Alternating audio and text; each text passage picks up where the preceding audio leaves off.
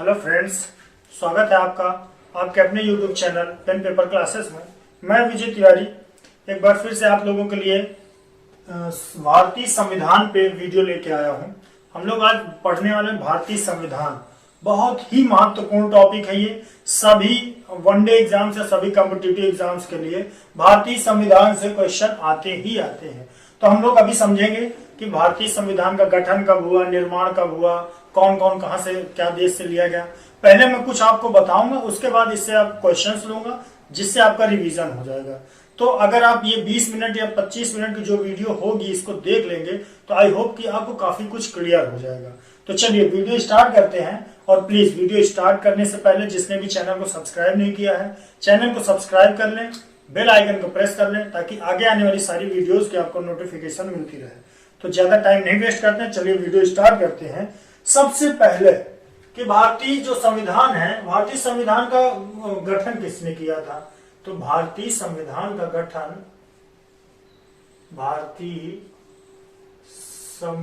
का गठन जो हुआ था वो संविधान सभा द्वारा किया गया था। किसके द्वारा किया गया था? संविधान सभा द्वारा।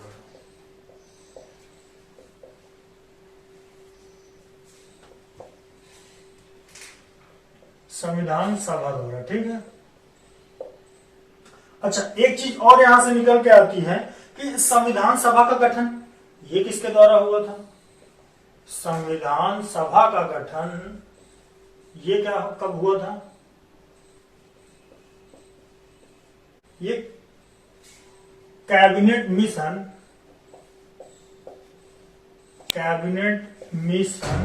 1946 के अनुरूप हुआ था संविधान सभा का गठन, ठीक है। इसके बाद हम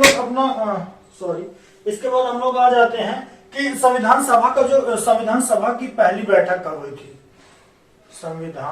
ये मार्कर कम चल रहा है।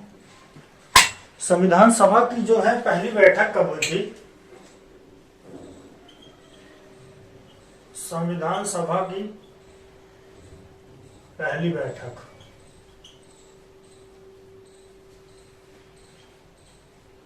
ये हुई थी बेटा 9 दिसंबर 1946 को। कब हुई थी? 1946 को। इससे एक क्वेश्चन और बनता है कि इसके सदस्य अध्यक्ष कौन थे? तो इसके अध्यक्ष बने थे बट वो स्थायी नहीं थे, अस्थायी सदस्य थे।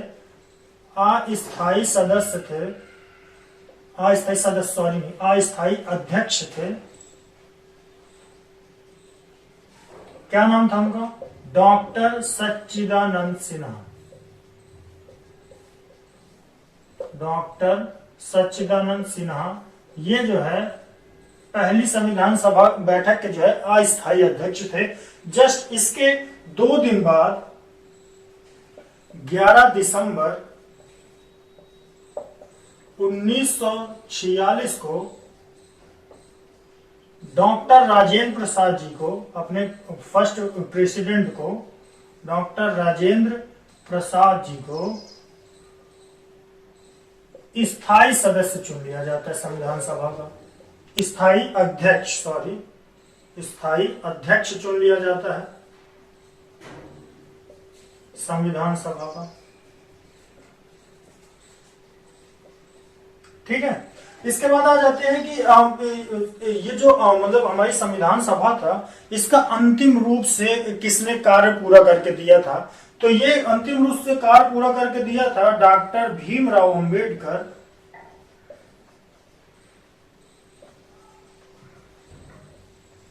भीमराव अंबेडकर जी की अध्यक्षता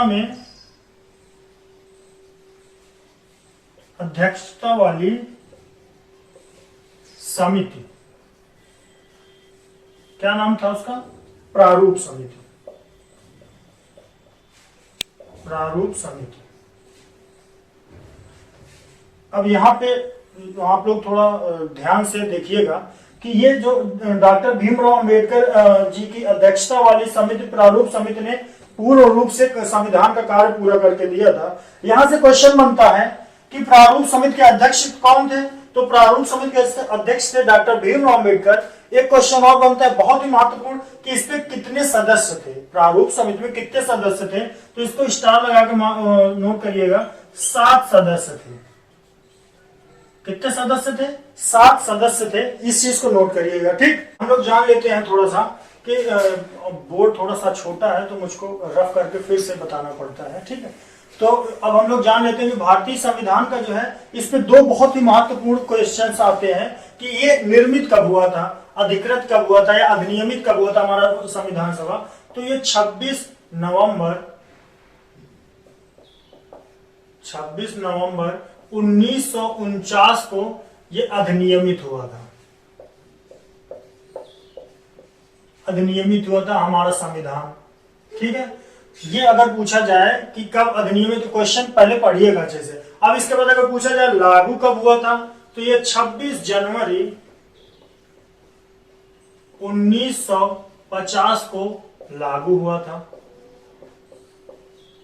ठीक, इसी दिन हमारा देश जो है गणतंत्र हुआ था। जान लेते हैं जैसे 26 जनवरी 1950 को लागू हुआ, तो इसके बाद जब मूल संविधान था हम लोगों का, तो मूल संविधान में कितने भाग थे, कितनी अनुसूचियां थी, कितने अनुच्छेद थे मूल संविधान, ये भी क्वेश्चन बहुत बार पूछा जाता है। मैं वो सारे चीजें समझा रहा हूं जो कि एग्जाम के पॉइंट ऑफ व्यू से इंपॉर्टेंट है। तो मूल संविधान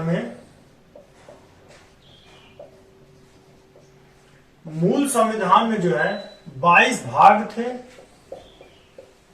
8 अनुसूचियां थी, 8 अनुसूचियां थी और 395 अनुच्छेद थे। ठीक है, अच्छा अगर पूछा जाए कि प्रेजेंट टाइम में, तो प्रेजेंट टाइम में जो है 12 अनुसूचियां हैं। ठीक, कितनी अनुसूचियां हैं? 12 अनुसूचियां हैं प्रेजेंट टाइम में। इसके बाद हम लोग जान लेते हैं कि भारतीय संविधान में जो है सबसे मतलब एक क्वेश्चन और पूछता है कि भारत के संविधान में सबसे अधिक प्रभाव किसका था, किस अधिनियम का था। तो भारतीय संविधान में सबसे अधिक प्रभाव जो था, सबसे अधिक प्रभाव ये था भारत शासन अधिनियम। भारत शासन अधिनियम 1935, इसका सबसे अधिक प्रभाव था हमारे भारतीय संविधान में। क्यों? क्योंकि भारतीय संविधान में जो है ये भारत शासन अधिनियम 1935 का 2/3 भाग ले लिया गया है। जैसे देखिए हम बताता हूं कैसे, इतना इंपॉर्टेंट है। 395 अनुच्छेद हैं हमारे भारतीय संविधान में, उस टाइम पे थे मतलब, और इसमें से 250 अनुच्छेद जो है हूबहू ले लिए गए हैं। किससे? ये ले लिए गए हैं 1935 अधिनियम से, भारत शासन 1935 अधिनियम से हूबहू ले लिए गए हैं 250। ठीक है, तो सबसे अधिक प्रभाव ये बहुत ही इंपॉर्टेंट पूछा जाता है कि इसका होता है, तो भारत शासन अधिनियम 1935 इसका बहुत ही अधिक प्रभाव होता है। अच्छा, भारत इसके निर्माण में समय कितना लगा था भारत संविधान पे? तो ये 2 साल 11 महीने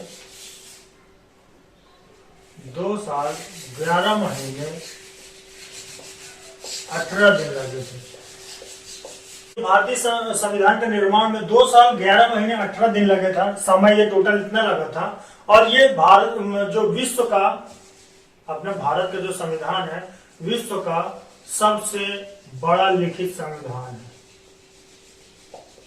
सबसे बड़ा लिखित संविधान, इस चीज को भी याद रखिएगा, सबसे बड़ा लिखित संविधान है। ठीक है, तो ये कुछ जानकारियां थी जो मुझे आपको देना था। अब इसके आगे मैं आपको क्वेश्चंस भी ये सारी चीजें कर दूंगा, और उसके बाद जो है अभी मैं बताऊंगा कि कौन से देश से क्या मतलब क्या क्या लिया गया है। जैसे यूएसए से क्या क्या लिया गया है, यूएसए से और जर्मनी से, जापान से, ये सारे मैं आगे क्वेश्चंस लूंगा और उस पर आपको बताते जाऊंगा। तो चलिए अब क्वेश्चन लेते हैं, हम लोग क्वेश्चन की तरफ बढ़ते हैं। तो चलिए हम लोग क्वेश्चंस करते हैं। तो क्वेश्चंस आप लोग ध्यान से पढ़िएगा, आई होप कि आपके लिए बहुत ही हेल्पफुल होंगे। तो क्वेश्चन पहला हम लोग का है कि हाउस ऑफ द पीपल को लोकसभा का नाम कब दिया गया था। हाउस ऑफ द पीपल को लोकसभा का नाम कब दिया गया था? तो ये 1954 में दिया गया था, 1954 में दिया गया था। अच्छा, लोकसभा जो है इसको हम लोग निम्न सदन बोलते हैं, राज्यसभा को उच्च सदन बोलते हैं। राष्ट्रपति लोकसभा और राज्यसभा, ये तीनों मिलाकर हम लोग का हमारा जो है संसद बनता है। ठीक है, संविधान का हृदय और आत्मा किसको कहा गया है? यहाँ पे थोड़ा सा ध्यान देना कि हृदय और आत्मा किसको कहा गया है। तो ये कहा गया है संवैधानिक उपचारों का अधिकार किसके द्वारा? तो डॉक्टर भीमराव अंबेडकर द्वारा संविधान का हृदय और आत्मा संवैधानिक उपचारों का अधिकार को कहा गया है। लेकिन अगर आपसे सिर्फ पूछा जाए कि संविधान का आत्मा किसको कहा गया है, तो ये प्रस्तावना का कहा गया है। किसको कहा गया है? प्रस्तावना को कहा गया है। ठीक है, इसके बाद हम लोग आ जाते हैं अपने तीसरे क्वेश्चन में कि संसद के 2 सत्रों के बीच की अवधि कितने माह से अधिक नहीं होनी चाहिए? तो ये 6 माह से अधिक नहीं होनी चाहिए। ठीक, एक साल में 3 सत्र बुलाए जाते हैं, बजट, शीत और मानसून सत्र। ठीक है, 3 मतलब 6 माह से ज्यादा। और अगर यहाँ पे एक क्वेश्चन आप लोगों से और पूछ लिया जाए कि मतलब न्यूनतम कितने बार सदस्य एक साल वो बुलाया जा सकते हैं, सत्र कितने बार? तो न्यूनतम 2 बार, न्यूनतम 2 बार बुलाया जा सकता है। क्यों? क्योंकि 6 माह से अधिक का दोनों के बीच में डिफरेंट गैप नहीं होना चाहिए। ठीक है, उसके बाद आ जाते हैं 4th क्वेश्चन, लोकसभा के निर्वाचित सदस्यों की अधिकतम संख्या कितनी हो सकती है? तो यहाँ पे आप लोग ध्यान दीजिएगा, निर्वाचित सदस्यों की 550 हो सकती है। बट अगर यहाँ पे निर्वाचित नहीं पूछा जाए, सिर्फ पूछ लिया जाए कि लोकसभा के सदस्यों की अधिकतम संख्या कितनी हो सकती है, तो +2 कर दें, 552 हो सकती है। ठीक है, अब हम लोग आते हैं अपने नेक्स्ट क्वेश्चन पे। आ जाते हैं हम लोग अपने 5th क्वेश्चन में। 5th क्वेश्चन है, राज्यसभा के सदस्यों की अधिकतम संख्या कितनी हो सकती है? तो ये कितनी हो सकती है? ये हो सकती है 245। ये इस पे 12 जो है वो राष्ट्रपति मनोनीत करता है। मनोनीत मतलब जो टेलीविजन से हो या साहित्य अकादमी जिससे भी हो, थोड़ा उत्कृष्ट उस पर योगदान हो, उससे 12 मनोनीत करता है राष्ट्रपति, और 233 जो है वो निर्वाचित होकर आते हैं। ठीक है, इसके बाद वर्तमान में उच्चतम न्यायालय में कितने न्यायाधीश हैं? तो ये 34 न्यायाधीश हैं, एक 33 न्यायाधीश और एक मुख्य न्यायाधीश। ठीक है, अच्छा, न्यायालय जो है उच्चतम न्यायालय की स्थापना जो है कब हुई थी? तो ये 1 अक्टूबर 1937 को हुई थी। तब इसको क्या बोला जाता था? इसको संघीय न्यायालय, भारतीय संघीय न्यायालय कहा जाता था। फिर उसके बाद 28 जनवरी 1950 को 28 जनवरी 1950 को इसको उच्चतम न्यायालय, भारतीय उच्चतम न्यायालय कहा जाता है। ठीक है, अच्छा, इसका जो उच्चतम न्यायालय के न्यायाधीशों का जो वेतन और भत्ता का है, तो ये अनुच्छेद 125 में कहा गया है। कहाँ पे? अनुच्छेद 125 में कहा गया है। और ये उच्चतम न्यायालय का वो कहां से लिया गया, किस देश से? तो ये अमेरिका से लिया गया है। और इनको न्यायाधीशों को हटाने की प्रक्रिया भी वही अमेरिका से ली गई है। ठीक है, इसके बाद आ जाते हैं 7th क्वेश्चन है, संविधान सभा का पहला सत्र कब हुआ था? तो ये पहला सत्र हुआ था 9 दिसंबर 1946 को। इसके अध्यक्ष कौन थे? अस्थायी अध्यक्ष थे डॉक्टर सच्चिदानंद सिन्हा। कौन थे? डॉक्टर सच्चिदानंद सिन्हा। सच्चिदानंद सिन्हा थे। 26 जनवरी 1950 को हमारा संविधान लागू हुआ था। 26 नवंबर 1950, ये अगर इसको 49 कर लिया जाए, 26 नवंबर 1949 को संविधान बन के तैयार हुआ था। और 12 दिसंबर 1956, ये 12 दिसंबर 1946 को जो है, सॉरी यहाँ पे 11 दिसंबर होगा, 1946 को जो है डॉक्टर राजेंद्र प्रसाद को जो है स्थायी सदस्य के रूप में अपने संविधान सभा का स्थायी सदस्य चुन लिया गया था, डॉक्टर राजेंद्र प्रसाद को। ठीक है, तो संविधान सभा का पहला सत्र कब हुआ था? तो ये हुआ था 9 दिसंबर 1946 को। इसके अस्थायी सदस्य थे डॉक्टर सच्चिदानंद सिन्हा। 11 दिसंबर 1946 को स्थायी सदस्य चुन लिया गया था डॉक्टर राजेंद्र प्रसाद जी को। ठीक है, 8th क्वेश्चन आ जाते, संविधान सभा के संवैधानिक सलाहकार कौन थे? तो ये संवैधानिक सलाहकार थे BN राव, ये संवैधानिक सलाहकार थे। BR अम्बेडकर जो थे ये प्रारूप समिति के अध्यक्ष थे, ये प्रारूप समिति के अध्यक्ष थे। ठीक है, और KM मुंशी जो थे ये प्रारूप समिति के सदस्य थे।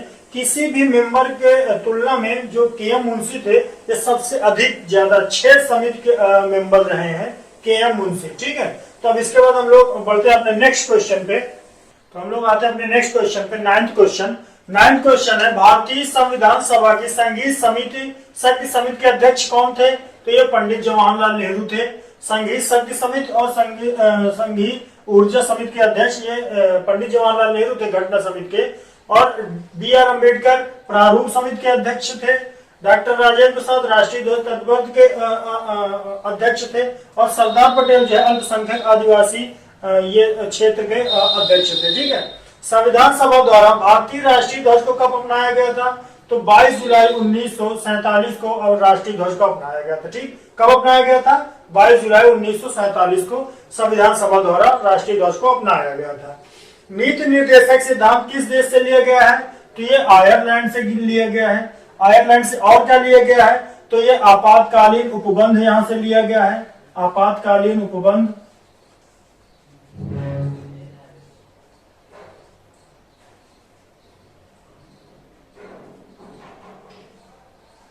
अच्छा, ऑस्ट्रेलिया से क्या लिया गया है?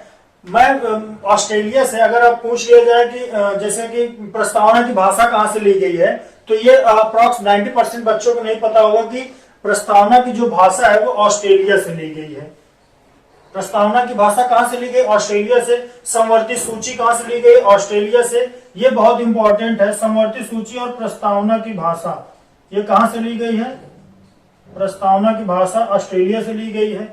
अमेरिका से, सबसे ज्यादा अमेरिका से लिया गया है। अमेरिका से लिया गया मौलिक अधिकार, फंडामेंटल राइट्स, राष्ट्रपति के निर्वाचन और उसका महाभियोग, उच्चतम न्यायालय, न्यायाधीशों का हटाने की प्रक्रिया, ये सब अमेरिका से लिया गया है। ठीक, और कनाडा से क्या लिया गया है?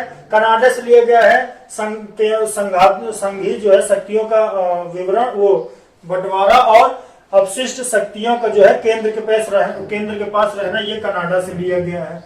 तो नीति निर्देशक सिद्धांत कहां से लिया गया है? ये आयरलैंड से लिया गया है। ठीक है, स्वतंत्र भारत के प्रथम कानून मंत्री कौन थे? तो ये थे BR अम्बेडकर, स्वतंत्र भारत के पहले कानून मंत्री थे। जवाहरलाल नेहरू पहले प्राइम मिनिस्टर थे। और वल्लभ भाई पटेल जो थे ये पहले गृह मंत्री थे। मौलाना अबुल कलाम आजाद ये पहले शिक्षा मंत्री थे। ठीक है, तो अब आते हैं नेक्स्ट क्वेश्चन पे। नेक्स्ट क्वेश्चन 13 क्वेश्चन है, जन गण मन को भारत के राष्ट्रगान के रूप में कब अपनाया गया? तो ये अपनाया गया था 24 जनवरी 1950 को। निम्न में से कौन सा मौलिक अधिकार नहीं है? समानता का अधिकार, संपत्ति का अधिकार, शोषण के विरुद्ध अधिकार, धार्मिक स्वतंत्रता। तो ये तीनों तो मौलिक अधिकार हैं, लेकिन संपत्ति का अधिकार ये मौलिक अधिकार नहीं है। संपत्ति का अधिकार ये पहले मौलिक अधिकार था, लेकिन 44वें संविधान संशोधन 1978 के तहत इसको कानूनाधिकार कर दिया गया है। और ये इसको रखा गया है अनुच्छेद 300A में। ठीक है, संपत्ति का अधिकार जो है ये अब मौलिक अधिकार नहीं रहा। 15वां क्वेश्चन है, किस संविधान संशोधन के अंतर्गत मौलिक कर्तव्यों को शामिल किया गया? तो ये शामिल किया गया है 42वां संविधान संशोधन 1976। ठीक है, अच्छा, मौलिक कर्तव्य किस देश के संविधान से लिया गया है? तो ये रूस के संविधान से लिया गया है। मौलिक कर्तव्य किसके सिफारिश पे जोड़ा गया था?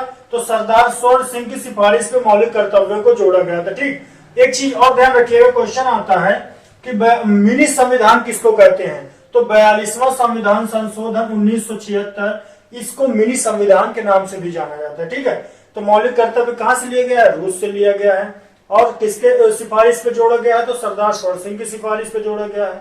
और 42वें संविधान संशोधन से जोड़ा गया है। और इसको मिनी संविधान संशोधन भी मतलब मिनी संविधान भी कहते हैं 42वें संविधान संशोधन को। ठीक है, इसके बाद आ जाते हैं 16वां, अस्पृश्यता यानी कि अनटचबिलिटी का अंत संविधान के किस अनुच्छेद द्वारा किया गया है? तो ये किया गया है 17 अनुच्छेद 17 के द्वारा। अच्छा, 24 में क्या है? ये 24 में बाल शोषण, मतलब जो बच्चों का शोषण, 14 साल से कम उम्र के बच्चों को जो है आप कहीं भी कार्य नहीं करवा सकते, कारखानों या कहीं भी जो है उनको नहीं रख सकते, तो उनसे संबंधित है।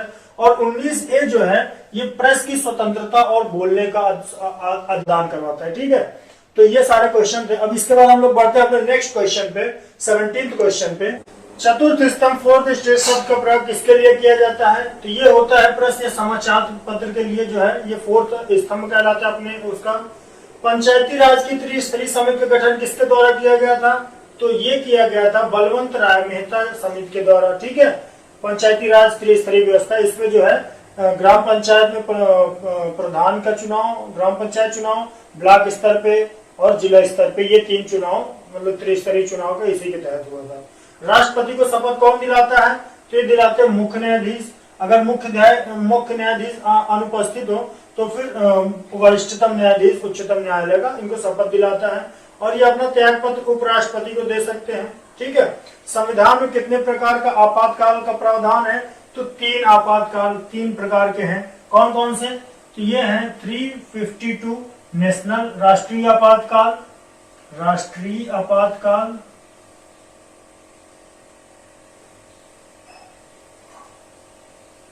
राष्ट्रीय आपातकाल है, और एक है 356 राज्य में जो है राष्ट्रपति शासन,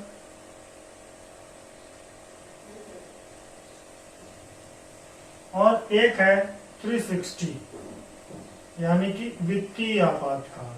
कौन सा? वित्तीय आपातकाल, ठीक। तो ये आज के इतने क्वेश्चन थे। आई होप आप लोग को वीडियो पसंद आई होगी। अगर वीडियो पसंद आई हो तो प्लीज चैनल को सब्सक्राइब कर लें, बेल आइकन को प्रेस कर लें, ताकि आगे आने वाली सारी वीडियोस की आपको नोटिफिकेशन मिलती रहे। अगर थोड़ा भी आप लोग को वीडियो पसंद आ रही है, एक भी क्वेश्चन आप लोगों को लग रहा है कि हेल्पफुल है, तो प्लीज वीडियो को लाइक करें। तो अब मिलते हैं नेक्स्ट वीडियो में। Thank you.